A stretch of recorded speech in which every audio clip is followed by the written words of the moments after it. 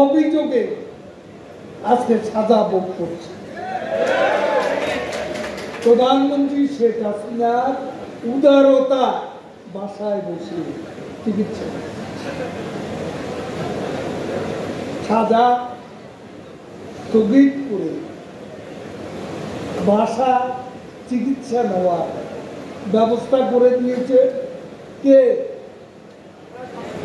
এটা প্রধানমন্ত্রী নিজেই তার এক্সিকিউটিভ অর্ডার এটা করেছে। বিএনপি লিগ্যাল ব্যাটল করে নেত্রীকে মুক্ত করতে পারে, আন্দোলন করতেও পারে। বিএনপির আন্দোলনে জনগণ সম্পৃক্ত হয়নি। হেরে যাওয়ার ভয়ে তারা নির্বাচনও বয়কট করেছে। ঠেকাতে চেয়ে নির্বাচন ঠেকাতে তারা ব্যর্থ হয়েছে। বাংলাদেশের ইতিহাসে যত নির্বাচন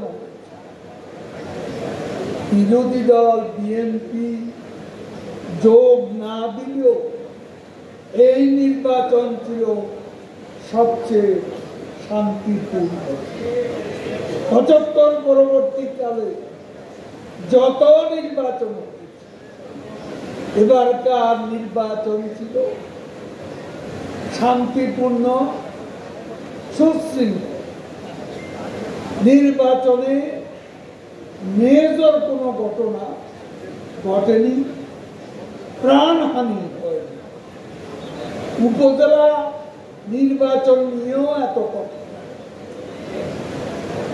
জনগণ ভোটাররা নাকি ভোট দিতে আসে, অথচ নির্বাচন কমিশন ৩৬%, প্রথম দ্বিতীয়টা ৩৭ এবং সর্বশেষ তৃতীয় উপজেলায় ৩৮+ পয়েন্ট,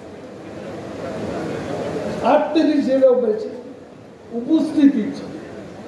জাতীয় নির্বাচনে 42.8% ভোটার উপস্থিত ছিল এবং প্রাণহানি কোনো ঘটনা বাংলাদেশের এই জাতীয় নির্বাচনে হয়। বিএনপি প্রস্তুত ছিল ২০০৬ সালে ১,২৩,০০,০০০ ভুয়া ভোটার হয়েছে। আওয়ামী লীগ শৃঙ্খলা ভঙ্গ করে কাউকে পুলিশ, সেনাবাহিনী, র্যাবে বড় পদে বা প্রশাসন বসায় ৯ জনকে পাশ কাটিয়ে, ৮ জনকে পাশ কাটিয়ে ৯ নম্বর ব্যক্তি মইনু আহমদকে সেনা প্রদান করেছে। কে করেছে? বেগম খালেদা জিয়া। আশরাফুল হুদার কথা মনে আছে? পুলিশের এটা কাজ সৃষ্টি, রকিবুল হুদা কাজ সৃষ্টি, এসপি কোহিনুর কাজ সৃষ্টি। ও মির্জা ফখরুল অন্ধকারে দিন ছুটছে। ভুলে গেছেন আপনার দলের ভারপ্রাপ্ত প্রধান মানি লন্ডারিং মামলা,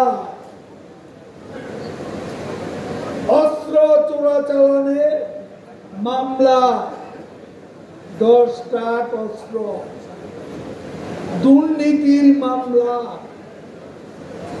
আজকে দণ্ডপ্রাপ্ত পলাতক আসামি। দুর্নীতির বিরুদ্ধে কথা বলেন, আপনার দলের প্রধানই দুর্নীতিকার। আমাদের প্রধানমন্ত্রী বাংলাদেশে বিদেশে সর্বত্রই একজন অনেস্ট পলিটিশিয়ান হিসাবে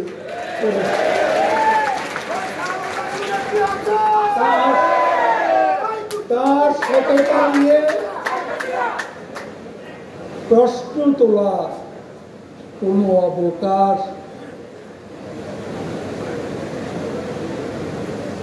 আমরা পরিষ্কার বলে দিয়েছি। বেনজির আমাদের দলের লোক নয়। সিনিয়রিটি মেধা নিয়ে সে আইজিপি হয়।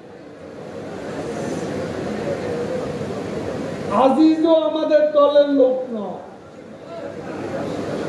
সেনাপ্রধান হয়েছে তার যোগ্যতা, তার সিনিয়রিটি। আমরা তাদের বানাইনি।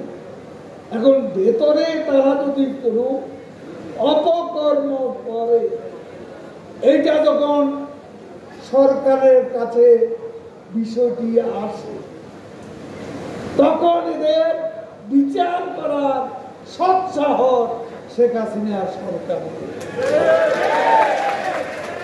আপনাদের সময় কেউ শাস্তি পায়নি। আপনাদের দলের নেতা নিজেই দুর্নীতিবাজ। আমরা সিঙ্গাপুর থেকে তারেক কপূর পাচার করা অর্থে একটা অংশ আমরা আনতে পেরেছি। এফবিআই ঢাকায় এসে সাক্ষ্য দিয়ে